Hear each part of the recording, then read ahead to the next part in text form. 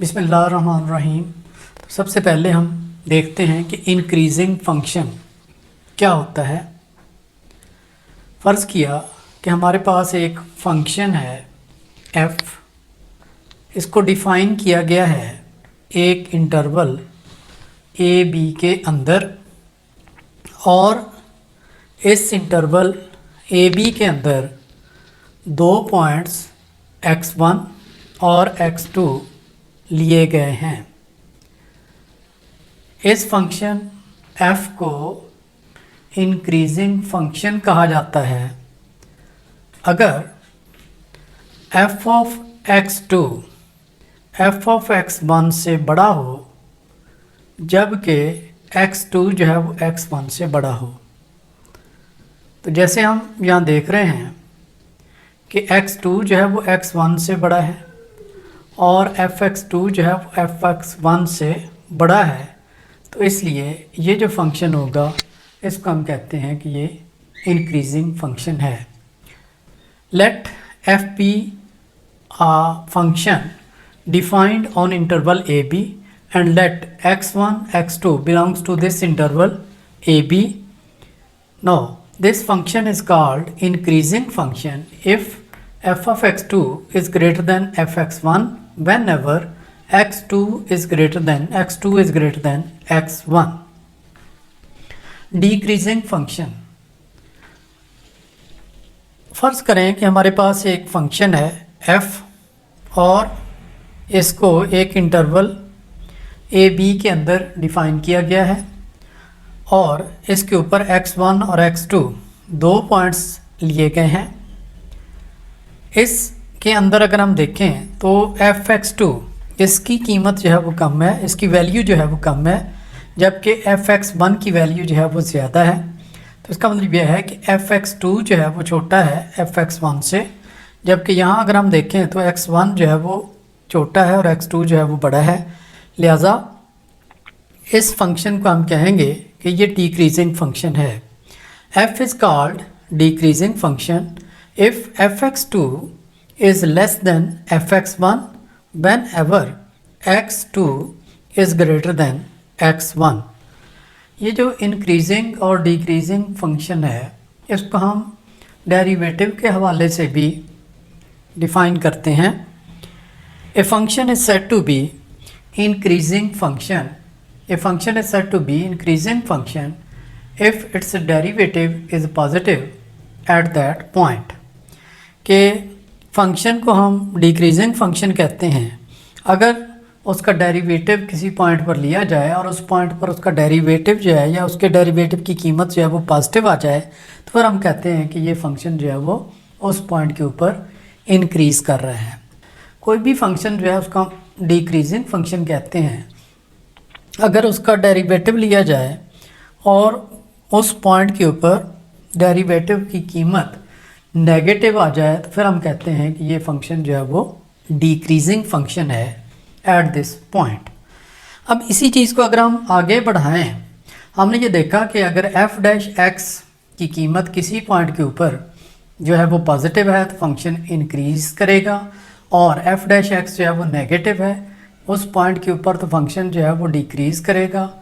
अब अगर डेरिवेटिव जो है वो फंक्शन उसकी कीमत अगर ज़ीरो आ जाती है, यानी किसी पॉइंट के ऊपर अगर फंक्शन ना तो इंक्रीज़ करता है ना डिक्रीज़ करता है और उसका डेरिवेटिव जो है उसकी वैल्यू ज़ीरो आ जाती है, तो फिर ऐसे पॉइंट को हम स्टेशनरी पॉइंट कहते हैं। Stationary point any point where function is neither decreasing nor increasing is called a stationary point provided f dash x is equal to 0।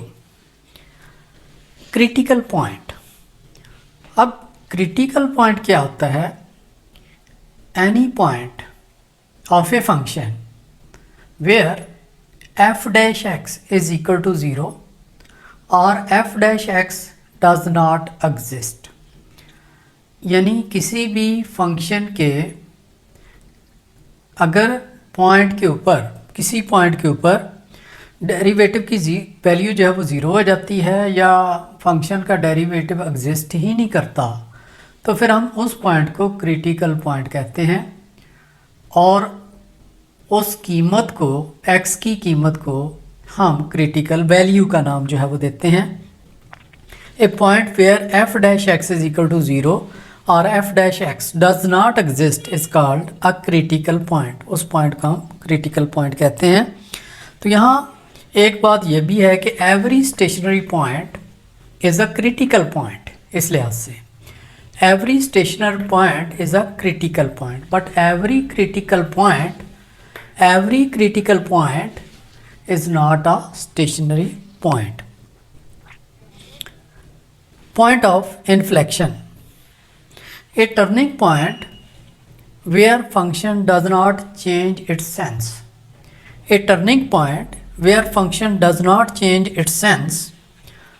Function changing from increasing to increasing, or function changes from decreasing to decreasing is called point of inflection. मिसाल के तौर पर अगर आप यहाँ देखें कि ये हमारे पास एक फंक्शन है जो कि कुछ इस टाइप का है, ठीक है। तो इस फंक्शन को अगर हम देखें तो यहाँ फंक्शन इंक्रीज़ कर रहा है, तो यहाँ भी फंक्शन जो है वो इंक्रीज़ कर रहा है, और ये एक पॉइंट है। इस पॉइंट से पहले, ये जो स्टेशनरी पॉइंट है, इस पॉइंट से पहले भी फंक्शन जो है वो इंक्रीज़ कर रहा है और इसके बाद भी फंक्शन जो है वो इंक्रीज़ कर रहा है। लिहाजा ये जो पॉइंट होगा, इस पॉइंट को हम कहते हैं कि ये पॉइंट ऑफ इन्फ्लेक्शन है। ऐसे ही अगर कोई फंक्शन जो है वो डिक्रीज़ कर रहा हो और उस पॉइंट के बाद भी डिक्रीज़ करता चला जाए, तो फिर उस पॉइंट को हम कहते हैं कि ये पॉइंट ऑफ इन्फ्लेक्शन है। अब हम इन पॉइंट्स को ज़रा ग्राफ से देख लेते हैं। यहाँ हमने एक ग्राफ जो है वो बनाया है। इस ग्राफ के अंदर आप देखें तो ये ग्राफ जो है, इसका ये पॉइंट जो है, स्टेशनरी पॉइंट जो है, ये स्टेशनरी पॉइंट जो है, इससे पहले फंक्शन जो है वो इंक्रीज़ कर रहा है और इसके बाद फंक्शन जो है वो डिक्रीज़ कर रहा है। तो फिर ऐसे स्टेशनरी पॉइंट का हम कहते हैं कि ये रिलेटिव मैक्सिमम पॉइंट है। इसी तरह से आगे अगर हम देखें इस पॉइंट को, तो यहाँ इस ग्राफ के अंदर शार्प एज बन रहा है। तो जहाँ ग्राफ के अंदर शार्प एज बने तो वो पॉइंट जो है वो रिलेटिव मैक्सिमम या रिलेटिव मिनिमम पॉइंट जो है वो नहीं होता। इसी तरह से इस पॉइंट को अगर आप देखें तो यहाँ फंक्शन जो है वो क्या कर रहा है, डिक्रीज़ कर रहा है, और इस पॉइंट के बाद फंक्शन जो है वो इंक्रीज़ कर रहा है। तो इसका मतलब ये है कि ये पॉइंट जो है इसको हम कहते हैं रिलेटिव मिनिमा, यानी उस स्टेशनरी पॉइंट से पहले अगर फंक्शन डिक्रीज़ करे और फिर इंक्रीज़ करे तो उस पॉइंट को रिलेटिव मिनिमम पॉइंट का नाम जो है वो दिया जाता है। और रिलेटिव मैक्सिमा और रिलेटिव मिनिमा, इनको रिलेटिव एक्सट्रीमा भी कहा जाता है। ये एक्सरसाइज 2.9 क्वेश्चन नंबर 1 है। Determine the interval in which function is increasing और डिक्रीजिंग।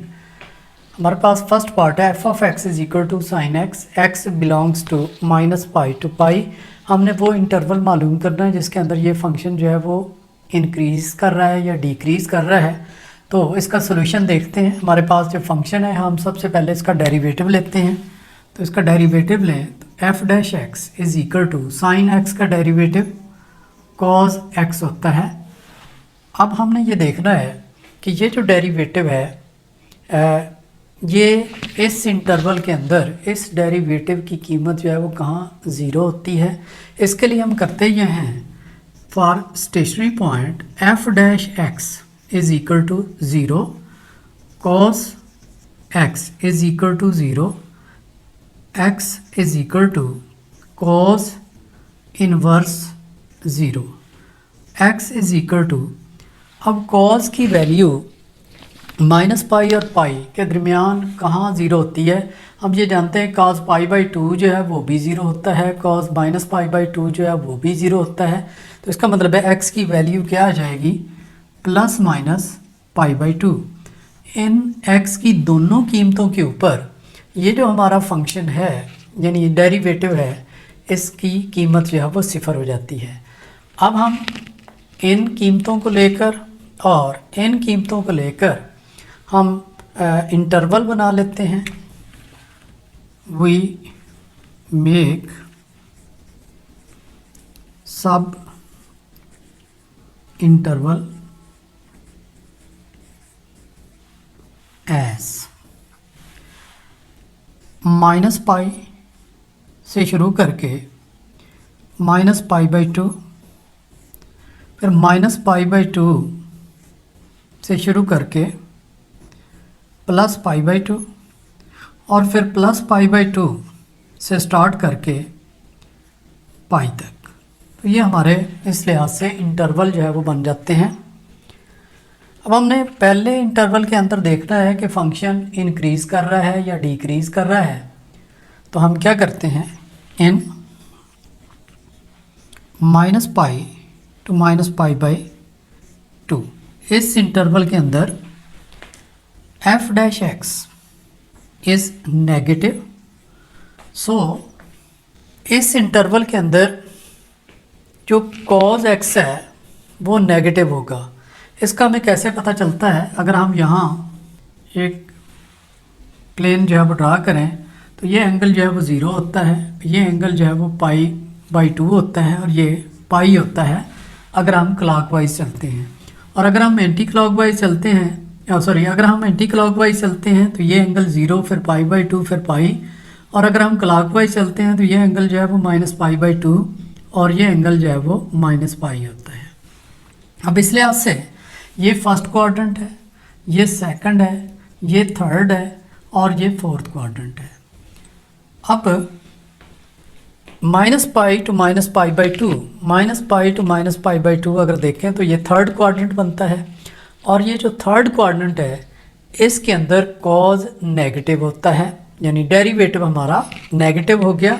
और अगर डेरिवेटिव नेगेटिव हो तो फंक्शन उस इंटरवल के अंदर क्या करेगा, डिक्रीज़ करेगा। सो एफ एक्स इज़ डिक्रीजिंग। तो यहाँ हम लिख देते हैं एफ एक्स इज़ डिक्रीजिंग। अब इसी तरह से अगला इंटरवल देखते हैं, n minus pi by two to pi by two, f dash x is positive. देखें माइनस पाई बाई टू से पाई बाई टू, यहाँ भी कॉज पॉजिटिव होता है, यहाँ भी कॉज पॉजिटिव होता है, यानी कॉज का मतलब क्या है, डेरिवेटिव।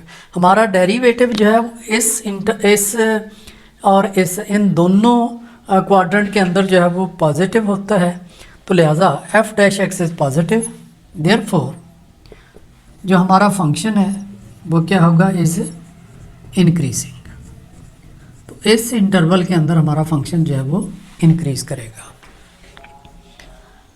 अब हम इससे आगे पाई बाई टू टू पाई, इस इंटरवल के अंदर देखें पाई बाई टू टू पाई, ये सेकंड क्वाड्रेंट बनता है। तो इसके अंदर एफ डैश एक्स यानी कॉज की वैल्यू जो है वो नेगेटिव होगी, कॉज की वैल्यू नेगेटिव होगी, therefore F x is decreasing. तो एफ एक्स जो है वो डिक्रीज़ करेगा इस इंटरवल के अंदर, एफ एक्स डिक्रीज़ जो है वो करेगा। तो ये हमने इस तरह से फाइंड आउट किया। थर्ड पार्ट है F of x is equal to 4 minus x square and x belongs to -2 to +2। अब आपको वो कहता है कि इस इंटरवल के अंदर आपने ये बताना है कि फंक्शन कहाँ जो है वो इंक्रीज़ करता है और कहाँ जो है वो डिक्रीज़ करता है। तो जो हमारा फंक्शन है वो हमें दिया गया है F of x is equal to 4 minus x square. अब हम इसका डेरिवेटिव लेते हैं तो क्या होगा जी, F dash x is equal to -2x। अब पिछले सवाल की तरह F dash x is equal to 0, -2x is equal to 0, so x is equal to 0। तो ये हमारे पास एक और पॉइंट आ गया, वी मेक सब इंटरवल